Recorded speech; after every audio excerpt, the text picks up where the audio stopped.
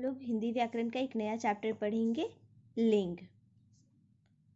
तो जैसे पहले उदाहरण देखते हैं। बालक दौड़ता है, बालिका दौड़ती है, दादाजी अखबार पढ़ते हैं, दादी जी अखबार पढ़ती है। ठीक है, तो इससे हम लोगों को क्या पता चलता है कि दो वर्ग है ना, एक पुल्लिंग है और एक स्त्रीलिंग है।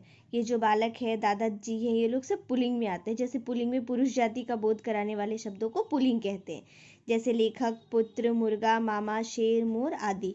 और स्त्रीलिंग किसे कहेंगे? स्त्री जाति का बोध कराने वाले शब्दों को स्त्रीलिंग कहते हैं, जैसे लेखिका, पुत्री, मुर्गी, मामी, शेरनी, मोरनी आदि। हिंदी व्याकरण में सिर्फ केवल दो तरह के लिंग होते हैं, एक पुल्लिंग और एक स्त्रीलिंग। नपुंसक लिंग इसमें नहीं आता है। अतः प्रत्येक अचेतन पदार्थ के नाम को पुल्लिंग या स्त्रीलिंग के अंतर्गत रखा जाता है। यहाँ पर जैसे इंग्लिश ग्रामर में हम लोग इट का यूज करते हैं, लेकिन इसमें हम लोग पुल्लिंग रखते हैं या फिर स्त्रीलिंग ही रखते हैं। तो इसी तरह से लिंग के दो भेद ही हुए, पुल्लिंग और स्त्रीलिंग। अब पहचान किस तरह से करेंगे? किसी संज्ञा के लिंग की पहचान सदा सरल नहीं होती। प्राणीवाचक शब्दों में लिंग की पहचान अपेक्षाकृत आसान होती है। मीन्स जहाँ पर इंसान रहता है वहाँ पर तो पहचानना बहुत आसान है, लेकिन कि वो स्त्री है या पुरुष है। लेकिन जहाँ पर अप्राणीवाचक शब्द है, जैसे कि अगर हम लोग ट्रेन की बात करेंगे, कुर्सी की बात करेंगे, पंखा की बात करेंगे, तो ये सब अप्राणीवाचक शब्द है। तो इसमें हमें लिंग पहचानने में थोड़ी सी कठिनाई होती है।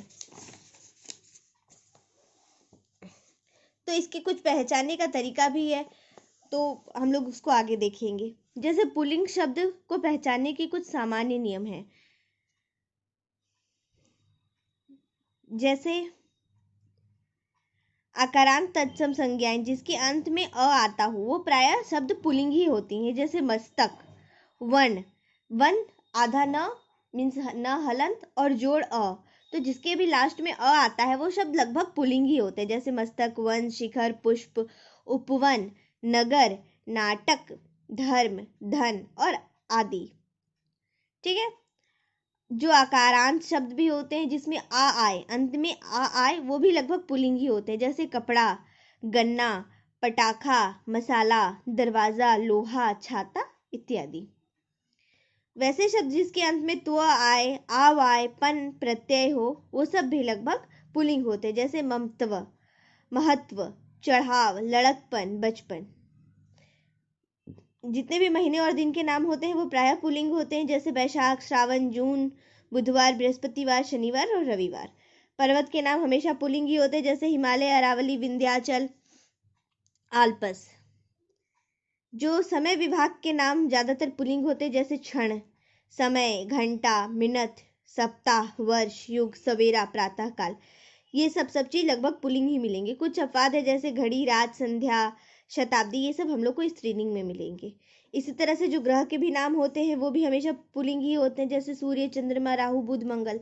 एक पृथ्वी अपवाद में स्त्रीलिंग है। धातुओं के नाम प्रायः पुल्लिंग ही होते हैं, जैसे सोना, पीतल, लोहा, तांबा, टीन आदि। दैहिक अवयव के नाम जैसे हाथ, पैर, माथा, ये सब पुल्लिंग होते हैं। कुछ अपवाद है, जैसे उंगली, हथेली, त्वचा और आंख स्त्रीलिंग होती है। वर्णमाला अक्षर के जितने भी शब्द हैं, जैसे अ आ उ ऊ, क ख ग घ त प आदि, ये सब जहाँ भी आएंगे वो लगभग पुल्लिंग शब्द बनाते हैं। ई और ई अपवाद में ये जहाँ भी आएंगे वो स्त्रीलिंग शब्द बनाएंगे। स्त्रीलिंग शब्द को पहचानने का सामान्य नियम है कि इकारांत शब्द आएंगे। अभी भी हम लोग देखें ना, ई आते हैं। ठीक है, जैसे हानि, शांति, समिति, जाति। इसी तरह से आकारांत संज्ञाएं प्रायः स्त्रीलिंग होती है, जैसे परीक्षा, कृपा, सभा, दया, सूचना, भाषा। फिर जिन शब्दों के अंत में आई, आहट, ता, नी या प्रत्यय लगा हो वो भी लगभग स्त्रीलिंग होते हैं। जैसे मिठाई, चिकनाई, घबराहट, चिल्लाहट, मित्रता, मधुरता, कथनी, ओढ़नी, गुड़िया, चिड़िया आदि। नदियों तथा झीलों के नाम भी स्त्रीलिंग होंगे, जैसे सरस्वती, गंगा, कावेरी, यमुना, चिल्का, नैनी, सुखना। भाषा, बोली और लिपियों के नाम स्त्रीलिंग होते हैं, जैसे हिंदी, पंजाबी, पहाड़ी, देवनागरी, मलयालम, संस्कृत, उर्दू, डोगरी, गुजराती, तमिल। त अंत वाली संज्ञाएं प्रायः स्त्रीलिंग होती है, मतलब जिसके अंत में त आता है, जैसे रात, बात, लात, छत और गत। अरबी फारसी के वे शब्द जिसके अंत में श, आ या फिर ह प्रत्यय हो वो भी लगभग स्त्रीलिंग होता है, जैसे हवा, दवा, तलाश, कोशिश, राह, आह आदि। ख अंत वाली संज्ञाएं प्रायः स्त्रीलिंग होती है, जैसे राख, भीख, सीख, भूख, कोख। फिर नकारांत संज्ञाएं प्रायः स्त्रीलिंग होती है, जैसे पहचान, लगन, उलझन आदि। संस्कृत के अनेक पुल्लिंग और नपुंसक लिंग शब्द हिंदी में स्त्रीलिंग हो जाते हैं, जैसे वायु, अग्नि, ध्वनि, देह, गंध, वायु, बाहु, मृत्यु, उपाधि, शपथ, संतान, ऋतु आदि।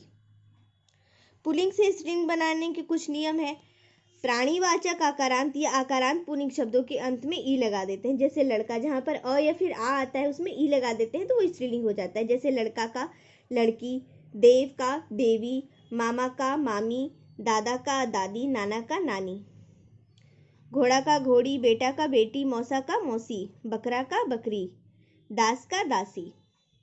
गोप का गोपी, गधा का गधी, रस्सा का रस्सी, चाचा का चाची। इसी तरह से अंत में अगर अ या फिर आ आता है तो उसके स्थान पर हम लोग इया लगा देते हैं तो वो भी स्त्रीलिंग हो जाता है, जैसे चूहा का चूहिया, डिब्बा का डिबिया, कुत्ता का कुतिया, बूढ़ा का बुढ़िया, गुड्डा का गुड़िया, बंदर का बंदरिया, चिड़ा का चिड़िया, बेटा का बिटिया। व्यवसाय सूचक शब्दों के अंत में इन लगाकर हम लोग स्त्रीलिंग करते हैं, जैसे लुहार का लुहारिन, लेती का लेती, तेली का तेलीन, ग्वाला का ग्वालीन, माली का मालिन, धोबी का धोबिन, सुनार का सुनारिन, नाई का नाइन, दर्जी का दर्जिन, पुजारी का पुजारिन। इसी तरह से कुछ संज्ञा शब्द होते हैं जिसके अंत में हम लोग आनी लगा करके उसको स्त्रीलिंग करते हैं, जैसे नौकर का नौकरानी, देवर का देवरानी, मुगल का मुगलानी, भव का भवानी, सेठ का सेठानी, चौधरी का चौधरानी, हिंदू का हिंदुआनी और मेहतर का मेहतरानी। इसी तरह से कुछ अकारांत संज्ञा शब्द होते हैं जिसके अंत में हम लोग नी लगाकर उसको स्त्रीलिंग बनाते हैं, जैसे ऊंट का ऊँटनी, मोर का मोरनी, भील का भीलनी, शेर का शेरनी, जाट का जाटनी, चोर का चोरनी, हंस का हंसनी और सिंह का सिंहनी। कुछ इकारांत संज्ञा शब्द होते हैं जिसके अंत में हम लोग इनी लगाकर उसे स्त्रीलिंग बताते हैं, जैसे तपस्वी का तपस्विनी, स्वामी का स्वामिनी, एकाकी का एकाकिनी, हाथी का हाथीनी, यशस्वी का यशस्विनी, मनोहारी का मनोहारिणी और अभिमानी का अभिमानिनी। इसी तरह से वान के स्थान पर वती और मान के स्थान पर मती लगा करके हम लोग स्त्रीलिंग बनाते हैं, जैसे धनवान का धनवती, रूपवान का रूपवती, सत्यवान का सत्यवती, विद्यावान का विद्यावती, बुद्धिमान का बुद्धिमती, भगवान का भगवती, बलवान का बलवती, श्रीमान का श्रीमती, आयुष्मान का आयुष्मती और पुत्रवान का पुत्रवती।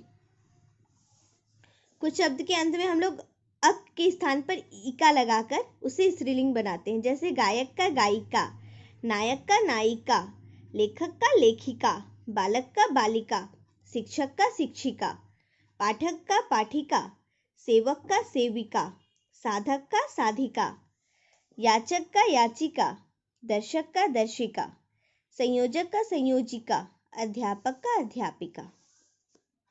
इसी तरह से कुछ संज्ञा के शब्द होते हैं जो स्त्रीलिंग रूप बिल्कुल भिन्न होते हैं, जैसे पुरुष का स्त्री, पति का पत्नी, नर का नारी, भाई का भाभी या बहन, युवक का युवती, बेटा का बहू या बेटी, सम्राट का सम्राज्ञी, साला का सलहज, बिलाव का बिल्ली, कवि का कवित्री, बैल का गाय, पिता का माता, साढ़ू का साली, मर्द का औरत, वीर का वीरांगना, विद्वान का विदुषी, विधुर का विधवा, पिता का माता, बादशाह का बेगम, साहब का मेम, अभिनेता का अभिनेत्री और साधु का साध्वी। कुछ अकारांत पुल्लिंग शब्द के अंत में हम लोग अ लगाकर उसे स्त्रीलिंग बनाते हैं, जैसे सुत का सुता, प्रिय का प्रिया, मूर्ख का मूर्खा, बाल का बाला, शिष्य का शिष्या, शूद्र का शूद्रा, भवदीय का भविद्या, छात्र का छात्रा, आचार्य का आचार्या, सबल का सबला, वृद्ध का वृद्धा, अनुज का अनुजा। इस तरह से कुछ शब्द का प्रयोग सदैव पुल्लिंग में ही होता है, जैसे खरगोश, गैंडा, कछुआ, पक्षी, पशु, मच्छर, उल्लू, भेड़िया आदि। इनके लिंग बदलने के लिए इनके पूर्व मादा लगाकर उसे स्त्रीलिंग बनाया जाता है, जैसे मादा खरगोश, मादा कछुआ।